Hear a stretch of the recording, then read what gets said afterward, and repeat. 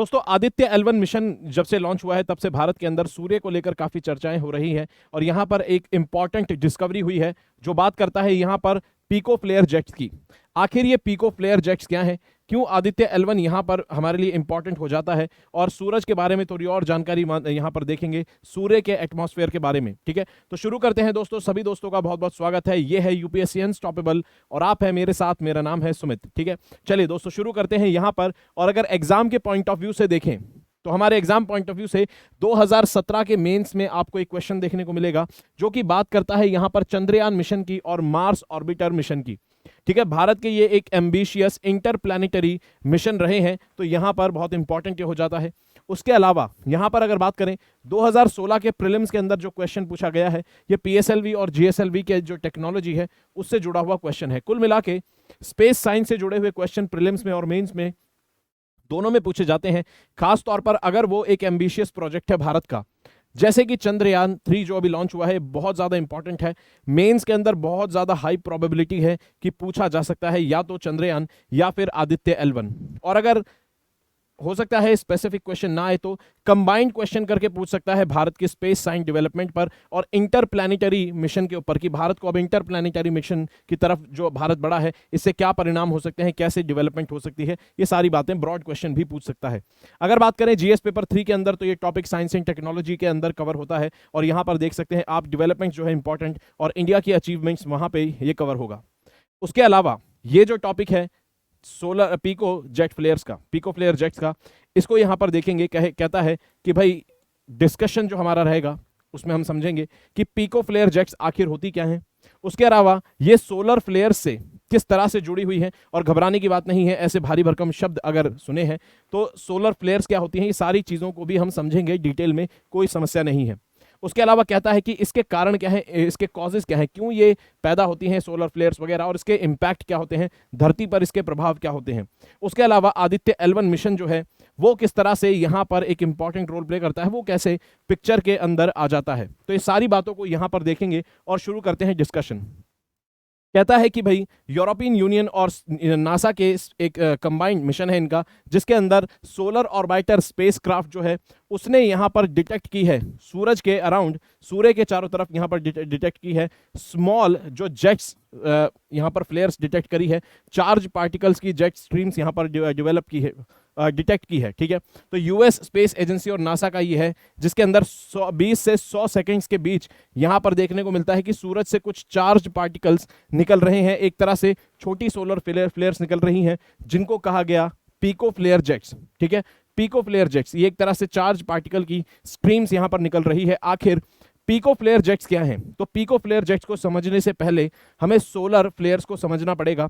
Solar flares को अगर आप समझेंगे तो बस उसी का छोटा रूप है pico flare jets. Solar flares को यहां पर समझते हैं, आखिर सोलर फ्लेयर्स क्या होती हैं, कैसे पैदा होती हैं।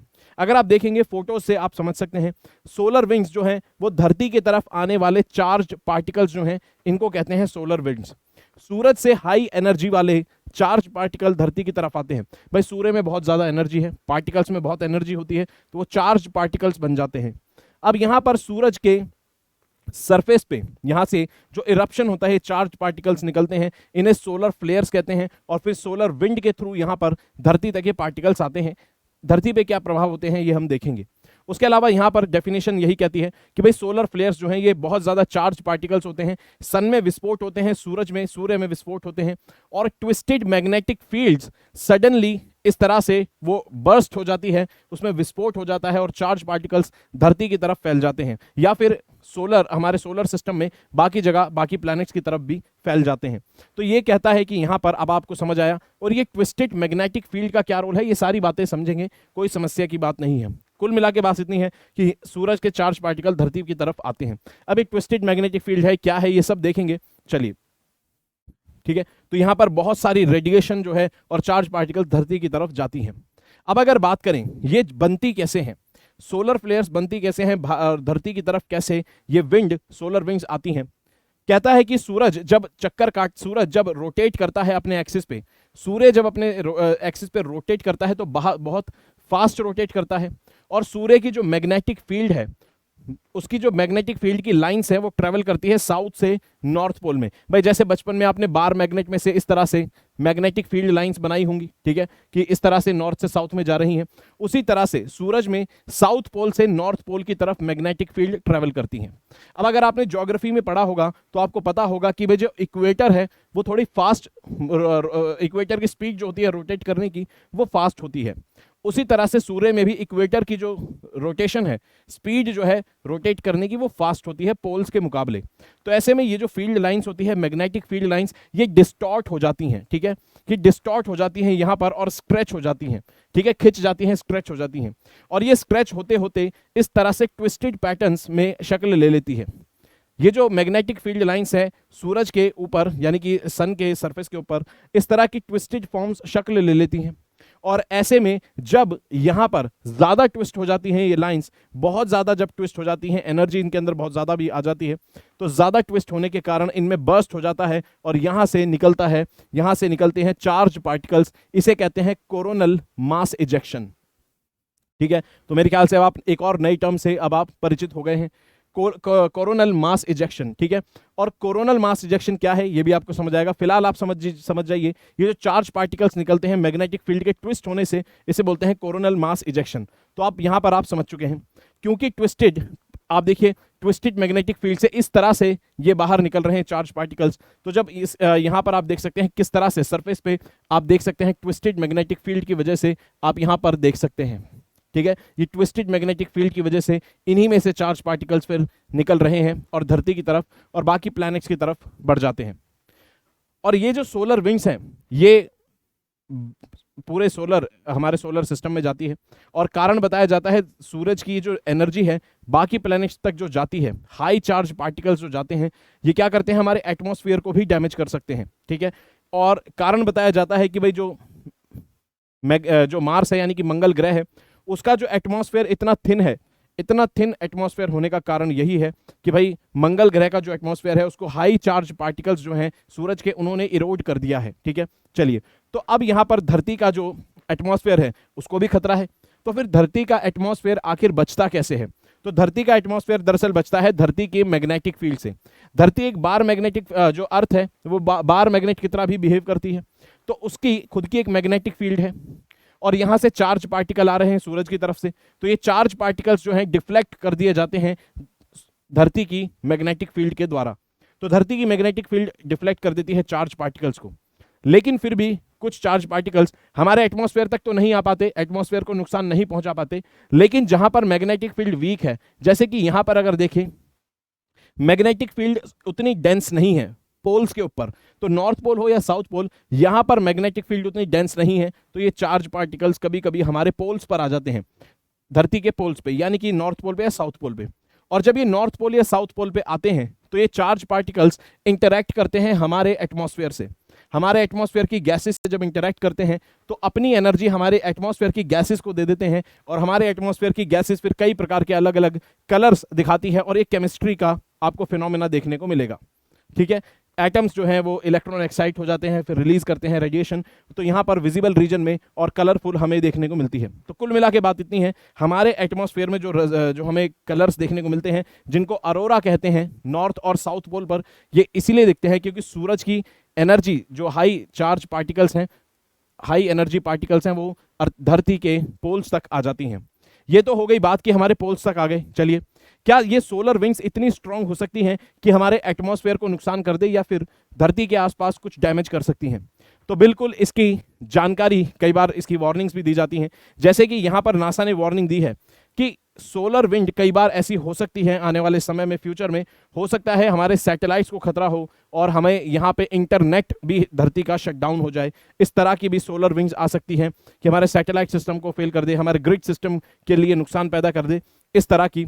उसके अलावा हाल ही में एक सोलर स्टॉर्म देखा गया था, एक सोलर तूफान देखा गया था, जिसने स्पेस एक्स के 40 जो सैटेलाइट्स थे उनको उनके ऑर्बिट से निकाल दिया था, उनको डैमेज कर दिया था।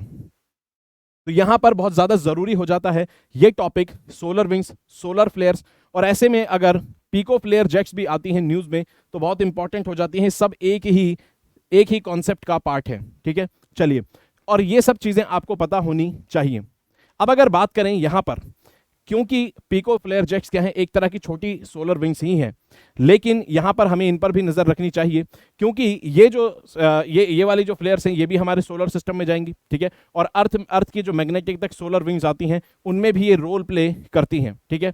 उसके अलावा इनको डिटेक्ट कैसे किया गया, दरअसल यहां पर 2022 के अंदर जैसे हाई रेजोल्यूशन इमेजेस जब देखी गई तो डार्क स्पॉट्स देखे गए सन के ऊपर। सन के ऊपर देखा गया कि कुछ डार्क स्पॉट्स बनते हैं और फिर वो डार्क स्पॉट्स 100 से 120 से 100 सेकंड तक रहते हैं, 20 से 100 सेकंड तक रहते हैं, फिर गायब हो जाते हैं। सूरज के ऊपर जब भी ये डार्क स्पॉट्स बनते हैं इनका टेम्परेचर थोड़ा ठंडा होता है, यानी सूरज के कोल्ड रीजन्स होते हैं, पहली बात आपको ये पता होनी चाहिए, पेपर में पूछ लेगा। इनको कहते हैं कोरोनल होल्स। ये कोरोनल होल्स सूरज पर पड़ने वाले डार्क कलर के धब्बे होते हैं और ये बताता है कि सूरज का वो जो एरिया है थोड़ा ठंडा है। क्यों? क्योंकि क्योंकि यहां से बहुत सारी मैग्नेटिक फील्ड निकल रही है।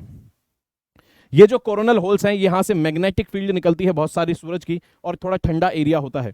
और मैग्नेटिक फील्ड जब निकलती है तो जाहिर सी बात है यहां से क्या निकलेगा, यहां से हाई एनर्जी पार्टिकल्स भी सूरज से निकलेंगे और सोलर फ्लेयर यहां से निकलती है। तो ऐसे में अगर आपको कुछ समय के लिए सूरज के ऊपर डार्क स्पॉट्स दिख रहे हैं तो आप समझ सकते हैं कि वहां पे इसका मतलब सोलर फ्लेयर्स निकल रही हैं, और कुछ सेकंड्स के लिए अगर डार्क स्पॉट्स बन रहे हैं तो इसका मतलब कुछ समय के लिए ही थोड़ी बहुत सोलर फ्लेयर निकल रही है, ठीक है। और हमने उसको क्या कहा, पिको फ्लेयर जेट्स, ठीक है।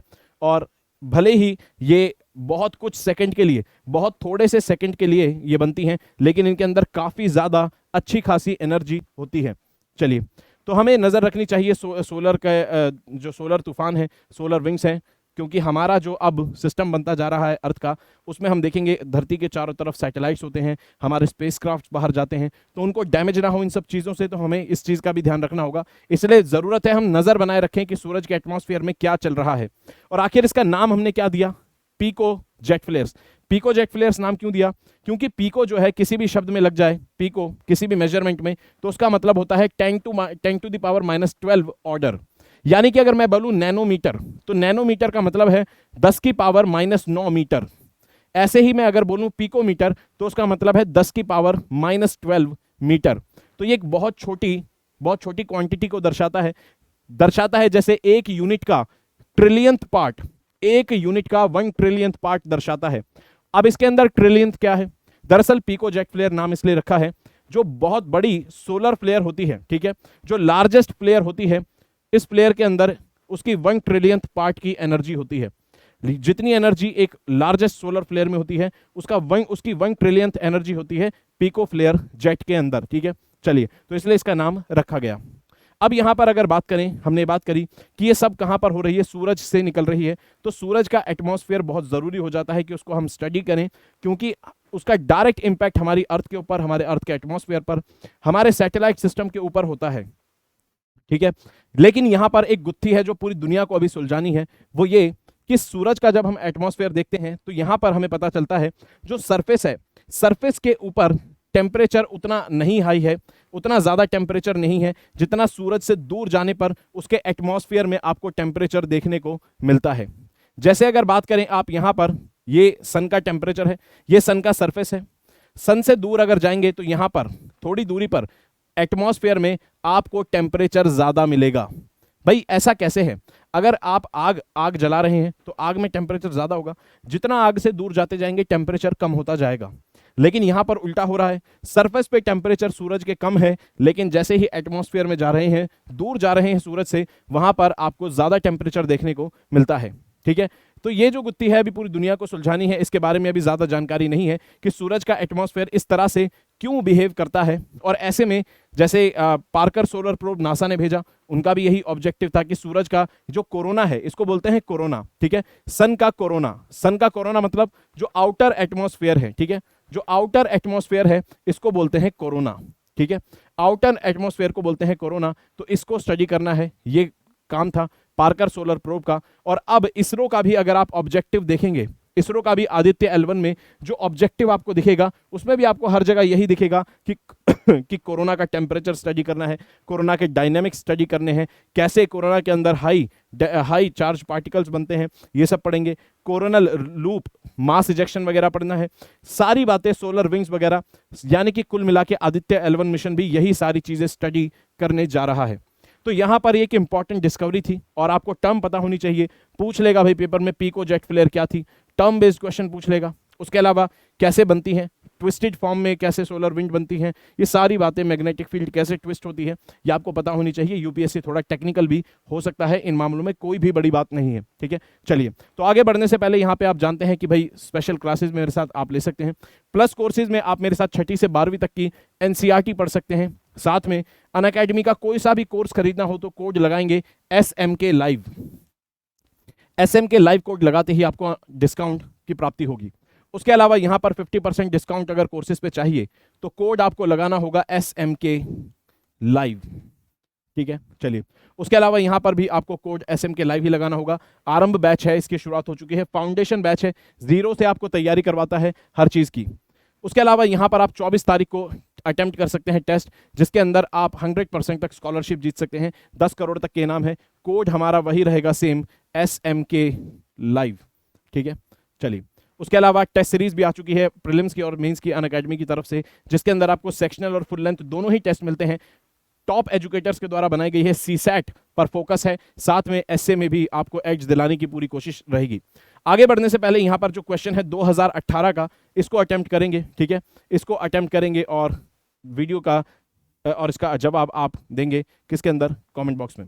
चलिए आगे बढ़ते हैं और यहाँ पर पढ़ते रहेंगे। अपना ख्याल रखेंगे दोस्तों, वीडियो को लाइक करेंगे, चैनल को सब्सक्राइब करेंगे, शेयर करेंगे। अपना ख्याल रखेंगे। जय हिंद दोस्तों।